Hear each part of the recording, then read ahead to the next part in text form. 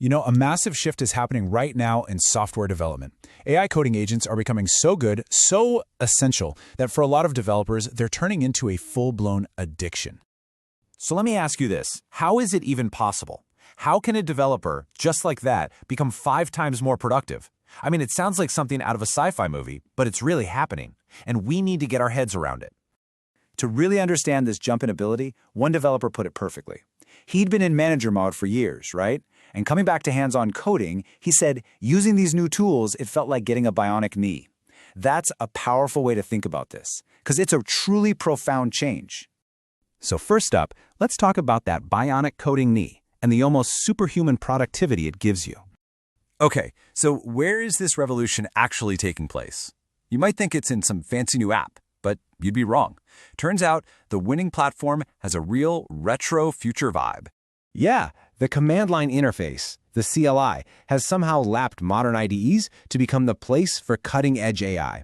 It's a very strange, almost backward-looking twist. So what's the deal? Why is old school winning? Well, the CLI wins because it's raw. It's totally unfiltered. An agent working in the command line has direct access to everything in the development environment.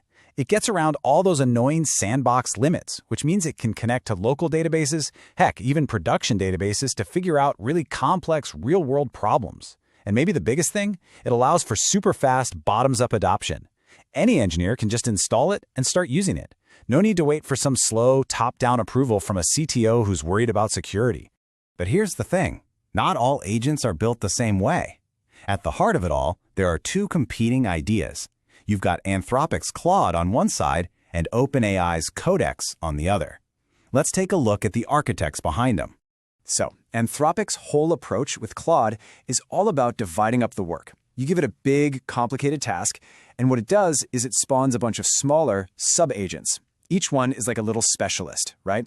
It tackles one piece of the puzzle in its own little memory bubble, its context window. Then the main agent pulls all their work together, kind of like a project manager delegating to a team. Now, OpenAI, they took a completely different road with Codex. Their model is built for endurance. Think marathon, not a series of sprints. As it's working along, it periodically just stops and runs a compaction process.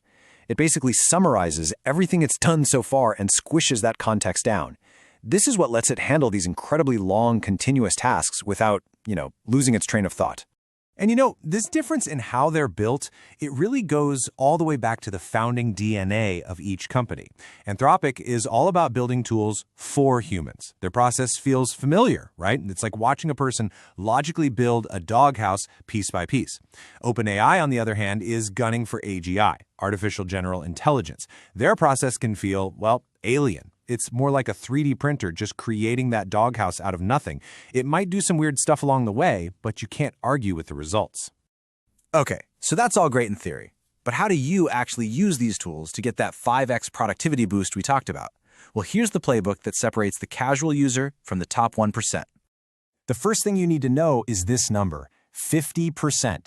And no, that's not just some random number. It is a critical line you do not want to cross if you want peak performance from your AI. So what happens when you do? You step into what the experts call the dumb zone. See, as an LLM's context window, its short-term memory fills up, its ability to reason just starts to fall apart. It's kind of like a student cramming for an exam. After about 50% capacity, it just starts getting dumber. So, the power user develops a little ritual. You've got to monitor your context usage. The second you notice performance starting to lag as you get close to that 50% mark, you don't try to push through it. No, you actively clear the context, you start a fresh session. It's a simple habit, but it keeps the agent sharp and on its game. All right, the second part of the playbook is just as important. You have to remember that these agents are not perfect. They're like incredibly fast, incredibly talented junior employees who still need supervision.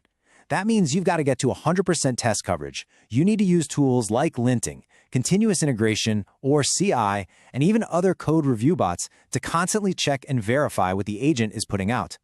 So, what does this all mean for the future? Let's take a step back and look at coding's next generation and the brand new landscape that's being built right now.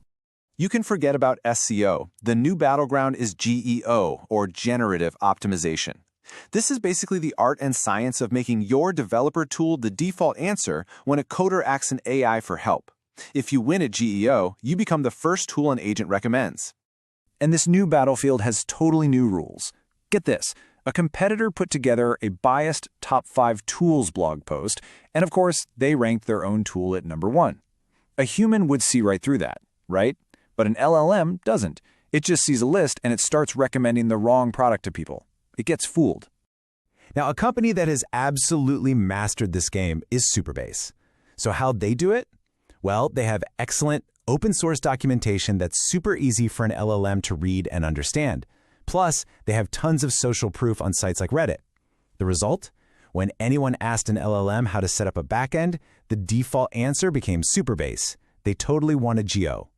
And this fundamentally changes the job of an engineer. The new junior engineer will use agents to get things done, to learn the absolute basics of software. The senior engineer, though, becomes even more valuable. Their job shifts. It becomes about providing high-level direction, architecture, and that really hard-to-define quality, taste. They use agents as a massive lever to multiply their impact across the whole company. Okay, that was a lot to take in. Let's do a quick-fire summary of what we've learned today. First, coding agents give you a bionic 5x or more productivity leap. Second, the old-school command line is king because it offers raw, unfiltered access. Third, there are 2 main architectures, Claude subagents versus Codex's compaction. Fourth, the 50% rule.